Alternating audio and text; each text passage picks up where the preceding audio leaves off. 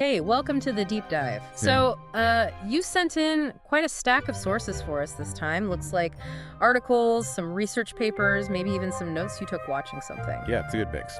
Our mission today, as always, is to jump into all this material, kind of unpack it together, and really pull out the important stuff.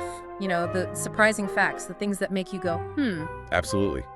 And synthesizing all of this, well, it paints a picture of some really significant shifts happening.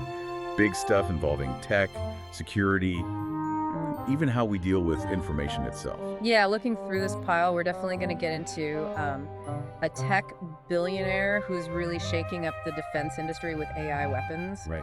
And then there's the cybercrime angle, sophisticated attacks hitting big companies and regular people, which is worrying. Very much so. And finally, the whole complex world of facial recognition technology and how law enforcement uses it, warts and all. Yeah, lots to unpack there. Okay, let's dive in then. Let's start with this figure who really jumps out from these articles. Palmer Luckey. He definitely breaks the mold. Yeah. Not your typical defense exec, right? Right. The sources mentioned him showing up in flip-flops, Hawaiian shirts. Ah, yeah. He's a tech billionaire, founded Anduril, and his core argument, reading through this material, is basically that the U.S. military is stuck using tech that's way overpriced and honestly outdated. He makes that point really powerfully, too. Like, I saw one quote where he says, a Tesla has better AI than, like, any U.S. aircraft right now. Right, and that a Roomba vacuum has better autonomy than most Pentagon weapons. It sounds kind of funny, but it makes you think. It really does. And that's really Anduril's whole focus. They build American-made autonomous weapons systems using AI. Now, some people call them killer robots. That term comes up a lot. Yeah, you see that phrase. But Lucky, he sees this as the future. He thinks the U.S. should be less world police and more the world gun store, basically arming allies with modern stuff. Some of the specific products sound like sci-fi. There's the Roadrunner, a twin-turbojet drone interceptor. It can take off, find a target, strike it, then land and try again. Exactly. Reusable interceptor. Then they have these headsets, right? Giving soldiers 360-degree vision in combat. Wow. And an electromagnetic warfare system. Yeah. Jamming enemy signals, knocking out drone swarms, that kind of thing. And the key thing is, this isn't just theoretical. The sources say this stuff is already being used by the U.S. military and also in Ukraine. Okay, so let's talk about autonomy.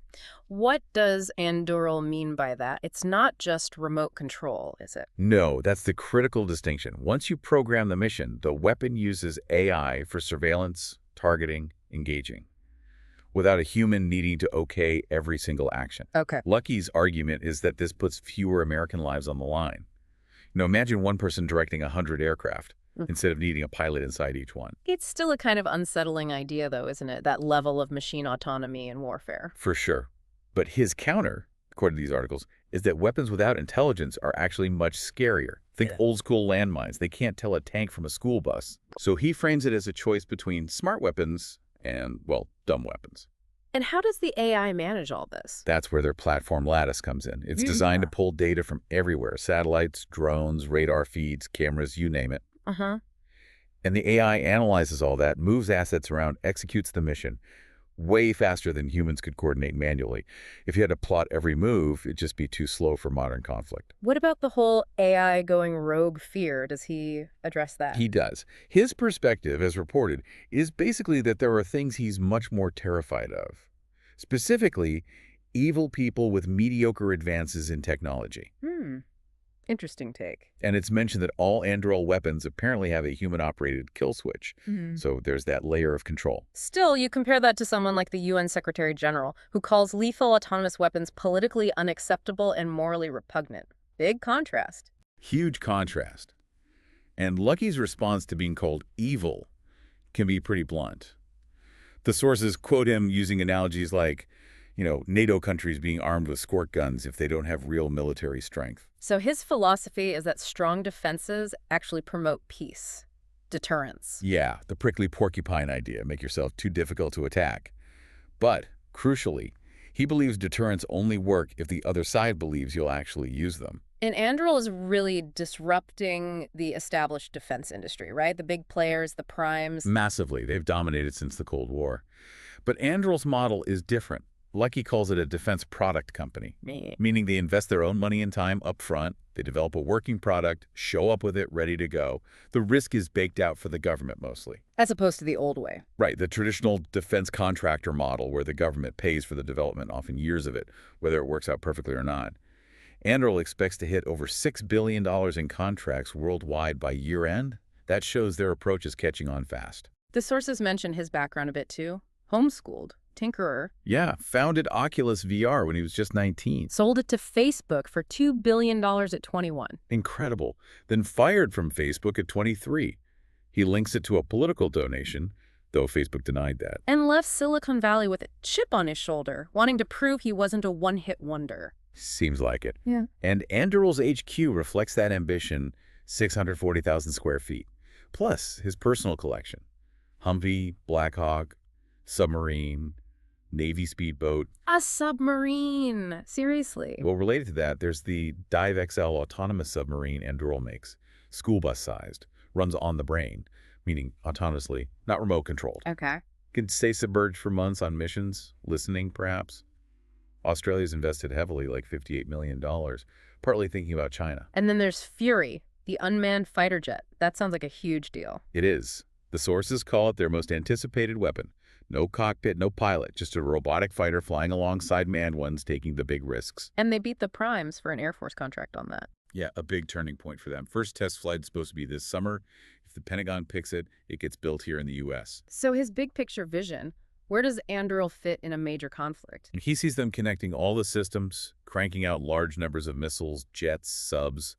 His hope, as he puts it, is that Anduril makes most of the stuff that's being used on day 9, day 10, day 100, after everyone else's initial supplies run low. Essentially, the sustained industrial backbone. Wow. Okay. Let's shift gears completely from future warfare to a threat that's very much here and now, cybercrime and ransomware. Yeah, and the scale is just huge. That FBI report you mentioned, Americans losing over $10 billion last year to online scams and fraud. It's staggering. And the stats are interesting because some people in their 30s file the most complaints. Maybe just online more? Could be. But critically, seniors lose the most money.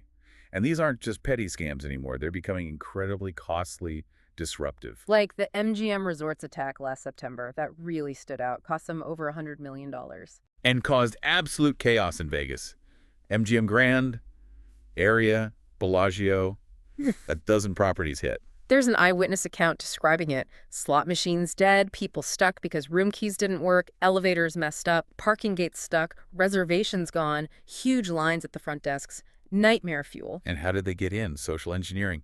Classic playbook, really. How'd that work? The hackers did their homework, found info on an employee, maybe dark web, maybe just LinkedIn, then they just called the tech help desk, pretended to be that employee and convinced them to reset a password. That's it. That was the way in. Once inside, boom, unleashed the malware. The source called it the cybercriminals' Ocean's 11 heist. New method, same old goal. Money. They demanded $30 million from MGM, right? But MGM refused to pay. They did. But they still paid a huge price in losses and rebuilding everything. And compare that to Caesars, their competitor. They got hit around the same time, maybe the same group. It seems likely. But Caesars reportedly did pay a ransom, maybe $15 million. And they avoided all that public disruption. Tough call for a business. The FBI says don't pay, but... Exactly. It's a crisis decision. And the group suspected. Scattered spider. That's the prime suspect, yeah. Yeah. Described as this loose network, mostly young, native English speakers. Yeah. U.S., U.K., Canada. And their specialty is that social engineering part. Right. Being fluent in Western culture helps them sound convincing, apparently. They know the slang, the context. Where'd they come from? Reportedly, from this online subculture called the comm, or the community. It's like an online back alley. Mostly English-speaking kids, teens, young adults, 13 to 25 maybe. Grown a lot since 2018, drawn by the money in hacking, connecting on gaming servers, other online spaces. And the vibe is pretty toxic. Sounds like it. Glorifying crime, measuring status by how much harm you cause. Not great. And they teamed up with Russia's Black Cat gang. That sounds serious. Very serious. Oh. Black Cat is described as one of the most notorious Russian ransomware gangs. They apparently saw these Western kids as a force multiplier, a way to bridge the gap, overcome language barriers between Russian and Western cybercriminals. So how does that partnership work? It's like ransomware as a service. Scattered Spider uses their English skills and social engineering to get access. Black Cat provides the heavy-duty malware, the kind used in huge attacks like Colonial Pipeline, United Health. Wow. And they handle negotiation, money laundering, the works. They split the profits. These successful gangs, they operate like real companies, online platforms, 247 help desks, hiring developers. And the Russian government connection, the sources suggest they kind of look the other way. That's the disturbing implication. A safe haven, as long as the gangs don't hit targets inside Russia or former Soviet states, Yeah. attacking American businesses, apparently not considered a crime over there. That Colonial Pipeline attack really shook things up, didn't it? Woke up the NSA. Big time. The NSA reportedly used its own hackers to ID specific individuals behind it. There's this crazy story where the U.S. got Russia to arrest one guy and his crew in early 2022, but they were let go just 5 weeks later, right after the Ukraine invasion started. And now, they're reportedly back at it, working with groups like Scattered Spider. So the FBI says they're up against very capable adversaries. They are. But the FBI also says they're very good, too. And there have been some recent arrests linked to Scattered Spider, though others are still out there, maybe hiding in plain sight. Still, the Vegas situation feels like a warning, maybe. The whole thing just feels overwhelming, getting worse every year. Yeah, the source had that quote about feeling like defenders are winning every battle and losing the war. It's a worrying trend. Okay, another pivot. Let's talk about facial recognition, FR, and law enforcement. It's described as a critical tool, right? Used for Jan 6 suspects, other serious crimes. Right. And the basics, according to the material, involve algorithms comparing a suspect's photo to a huge database. That database isn't just mugshots either. It can include driver's license photos, IDs. Your face could be in there even if you've never done anything wrong. That leads into this really disturbing story about Robert Williams in Michigan. Arrested at home, 2020, no idea why, never been in trouble, handcuffed in front of his family. Just awful. And when they finally showed him the picture, a blurry security cam shot of someone stealing watches, his reaction was, "Hope y'all don't think all black people look alike." And later a cop admitted the computer got it wrong. Yeah. So how is Detroit's system supposed to work? They run the photo. It spits out probables, ranked by likelihood. Then a human analyst looks at them and decides if any are actual investigative leads. But that didn't happen with Williams. Apparently not. Detroit didn't have an analyst on duty, so they asked Michigan State Police to run it. Right. Their database is massive, nearly 50 million faces. Okay. Williams's old driver's license photo came up, ranked 9th out of 243 matches. But crucially, MSP sent it back, clearly marked as an investigative lead only, not probable cause for an arrest. And Detroit's police chief called it sloppy investigative work by his officers, not a tech failure per se. Right. The detective got disciplined, the supervisor got demoted, and thankfully, the charges against Williams were dropped after a couple of weeks. But still. Yeah, terrifying. Claire Garvey from Georgetown Privacy and Tech Center, she says FR is definitely part of the story here. Absolutely. She worries the computer gets too much credence. And she points out software quality varies a lot. She thinks FR is used as a lead in maybe hundreds of thousands of cases. And how accurate is the tech itself? Government tests say the computers are very good, even better than humans sometimes, but definitely not flawless. Why the flaws? Well, the algorithms learn by seeing tons of faces. But a key finding is that many struggle more with black faces, Asian faces, female faces. Why? Because the photo datasets they're trained on are often demographically skewed. Yeah. Mostly white male faces. So that leads to more mistakes, false positives, identifying the wrong person. Exactly. Or false negatives, missing the right person.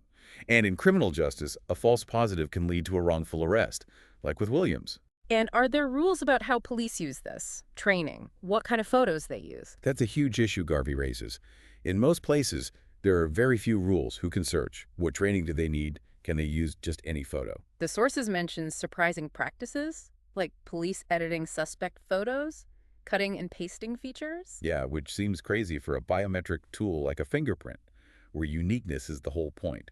Detroit PD says they don't allow that, for what it's worth. So Detroit still sees it as a crucial tool, despite the issues. They do. Their $1.8 million system. But after the Williams case, they brought in stricter rules. Only for violent crimes, have to tell prosecutors FR was used, multiple layers of review, 2 analysts and a supervisor have to agree it's a lead only, and explicitly, no arrest based just on the FR match. But then there's the Najir Parks case in New Jersey, arrested in 2019 after a shoplifting with a fake ID. Right. Police report said FR returned a high-profile comparison to Parks from his driver's license photo. He had prior convictions, spent over a week in jail, even considered a plea deal just to get out, even though he knew he didn't do it. Yeah, the risk of a long sentence if you fight and lose, it's immense. His case was dismissed after 8 months, lack of evidence. Now he's the third black man known to be suing over a wrongful FR arrest. So that question the source asks, if it's used hundreds of thousands of times as a lead, is 3 known mistakes bad? Garvey's point is we just don't know how often it's used or how often it's wrong. She suspects there are more cases because defendants usually never even find out FR was involved. Williams only knew because someone told him the computer messed up. And lawsuits are pending against Detroit and Woodbridge now. They are, though the cities deny responsibility. So yeah, FR use is growing, but so are calls for oversight, bans, moratoria. It's a really active debate. Okay, let's shift to our final theme. Online scams targeting seniors specifically. We heard earlier they lose the most money. Yeah, and the scammers are getting smarter, using AI, common apps, and that's social engineering we talked about. The story of Susan Monahan, 81 years old, that grandparent scam. Just heartbreaking.